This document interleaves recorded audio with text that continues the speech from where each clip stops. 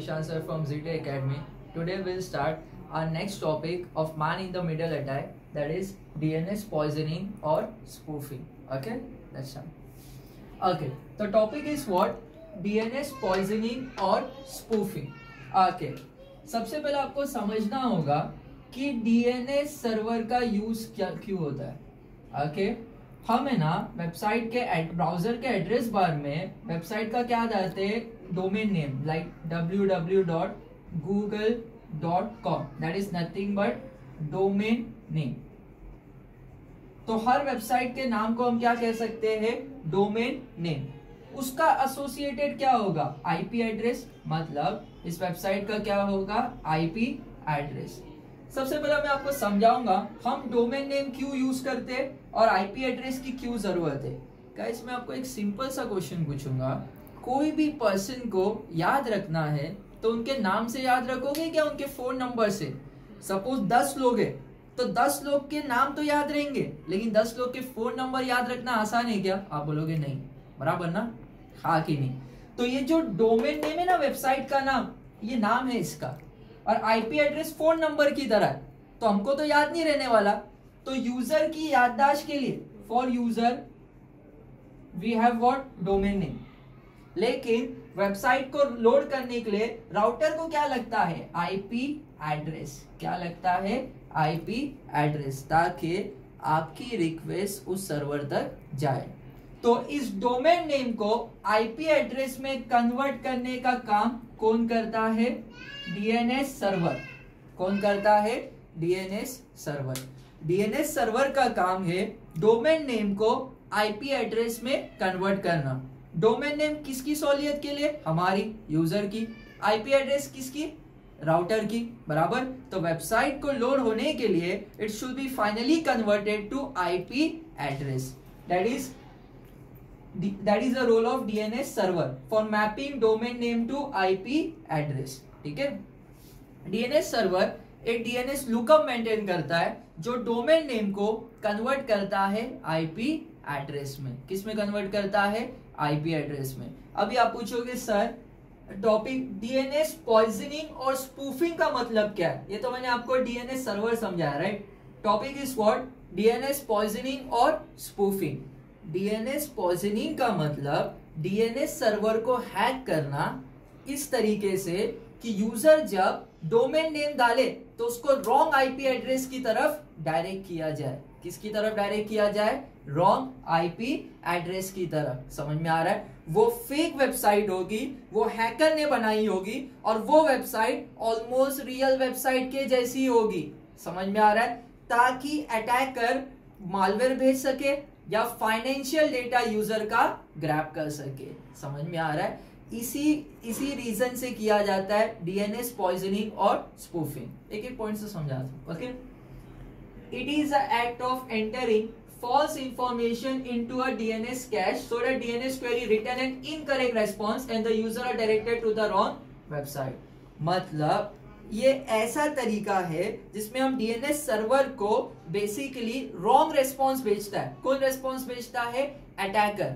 गलत एंट्री भेजता है डीएनएस की कैश मेमोरी में. इसकी वजह से होता क्या है? ये होता है कि यूजर सही डोमेन डालता है और इनकरेक्ट वेबसाइट पे उसको डायरेक्ट किया जाता है. दैट इज डीएनएस पॉइजनिंग और स्पूफिंग. थोड़ा एग्जांपल से समझते हो. ओके, हाँ.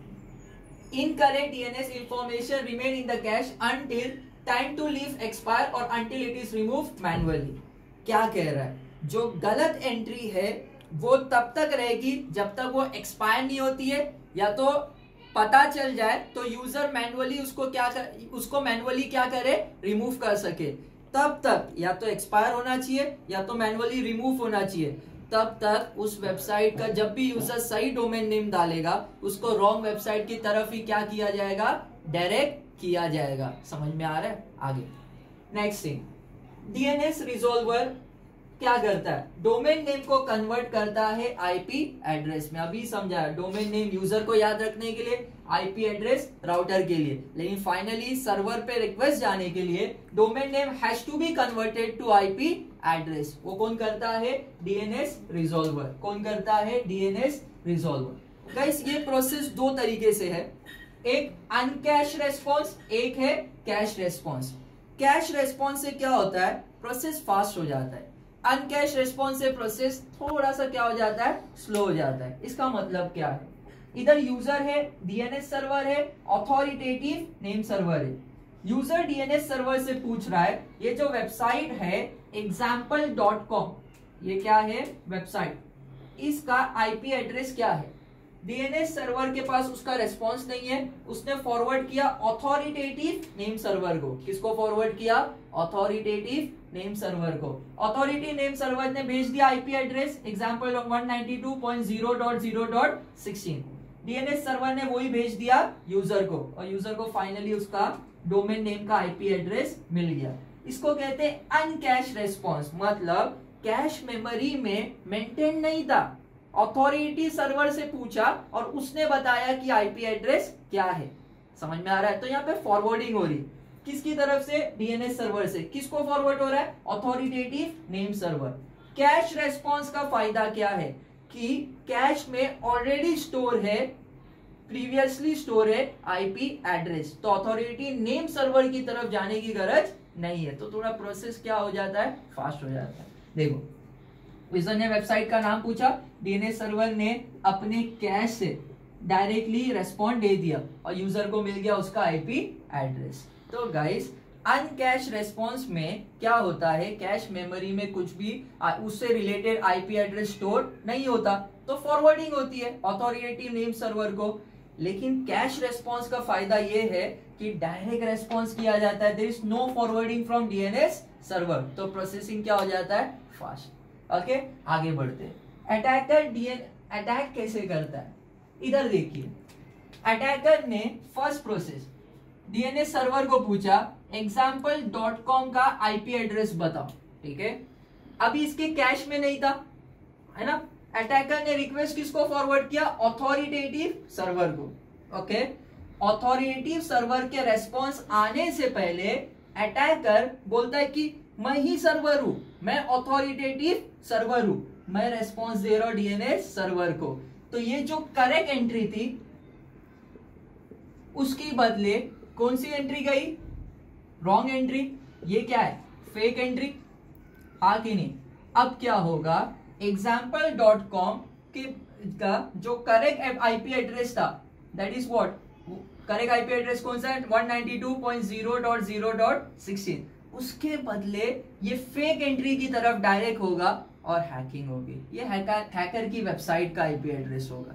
अभी क्या है, अभी आपके दिमाग में आ रहा है सर क्या डीएनएस सर्वर पागल है, अगर डीएनएस सर्वर क्या पागल है क्या, जो सीधा उसने बोला अथॉरिटेटिव सर्वर है और उसने मान लिया। हाँ पागल है। क्यों पागल है मैं बताता हूँ। दो प्रोटोकॉल होते हैं, एक होता है टीसीपी, एक होता है यूडीपी। टीसीपी क्या कहता है, पहला रिक्वेस्ट करो, हैंडशेक करो, फिर जाके कनेक्शन बनाओ। यूडीपी डायरेक्ट कनेक्शन बनाता है। तो इधर कौन सा प्रोटोकॉल यूज हो रहा है, यूडीपी। तो ये अटैकर के बारे में कुछ भी नहीं जानता, ये एक्सेप्ट कर देता है कि ये लेजिटिमेट सर्वर है। कौन, DNS server, because of what, UDP. अगर टीसीपी होता तो अटैकर पहले ये जो रेस्पॉन्स आए ना, ये चेक करता कि ये अटैकर है या अथॉरिटेटिव सर्वर है। समझ में आ रहा है। अभी आपके दिमाग में आएगा सर ये तो एकदम आसान हो गया, मतलब हर रोज डीएनएस सर्वर हैक हो गया क्या। नहीं, अटैकर को क्या क्या करना पड़ेगा, अटैकर को रेस्पॉन्स कुछ ही सेकंड में देना पड़ेगा, फ्यू मिली सेकेंड्स। मतलब क्या है, यहां से भी रेस्पॉन्स आ रहा है करेक्ट आईपी एड्रेस का, यहां से रेस्पॉन्स आ रहा है फेक। अथॉरिटेटिव सर्वर बहुत फास्ट है, अटैकर को रेस्पॉन्स फास्ट देना पड़ेगा वरना करेक्ट एंट्री स्टोर हो जाएगी, सबसे पहली बात। सेकंड, अटैकर को पता होना चाहिए कि कौन सा अथॉरिटेटिव सर्वर है।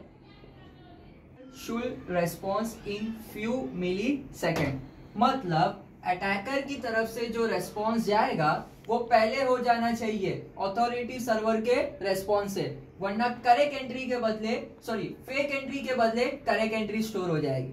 Second thing, attacker should know authoritative server, attacker को पता होना चाहिए कि रिक्वेस्ट कौन से अथॉरिटेटिव सर्वर के पास जाएगी, ताकि वो अपने आप को वो ही अथॉरिटेटिव सर्वर अपने हेडर में बताए। किसको, डीएनएस सर्वर को। तीसरा, अटैकर को पता होना चाहिए कि जो डीएनएस सर्वर से रिक्वेस्ट है वो कौन से पोर्ट से रिक्वेस्ट गई है। ओके, नेक्स्ट चीज, अटैकर को पता होना चाहिए रिक्वेस्ट का आईडी। अटैकर को क्या पता होना चाहिए? रिक्वेस्ट का ID. Fourth most important thing, attacker को पता होना चाहिए वो कैश है या अनकैश है। अभी आप ही सोचो गाइस, अगर डीएनएस सर्वर के पास ऑलरेडी कैश है तो वो ऑलरेडी कैश में वो आईपी एड्रेस मेंटेन है, तो क्या वो अथॉरिटेटिव सर्वर को भेजेगा? नहीं, वो डायरेक्टली रेस्पॉन्ड कर देगा। किसको? अटैकर को, यानी यूजर को। तो फेक एंट्री बनाने के चांसेस कम हो जाएंगे। समझ में आ रहा है? तो अटैकर को सक्सेसफुल अटैक के लिए ये पूरे मिला के 5 चीजें पता होनी चाहिए, तब जाके वो प्रॉपरली अटैक प्लान कर सकता है। इसका प्रिकॉशनरी मेजर है प्रिवेंट करने के लिए डीएनएस सिक्योरिटी, डीएनएस सेक, ठीक है, जो यूज करता है पब्लिक की असिमेट्रिक की क्रिप्टोग्राफी, जो फर्दर यूनिट 2 में हम पढ़ेंगे पब्लिक की क्रिप्टोग्राफी क्या होता है। ठीक है, that's it guys. Okay guys, आप मेरे चैनल को लाइक और सब्सक्राइब जरूर कीजिएगा। ओके।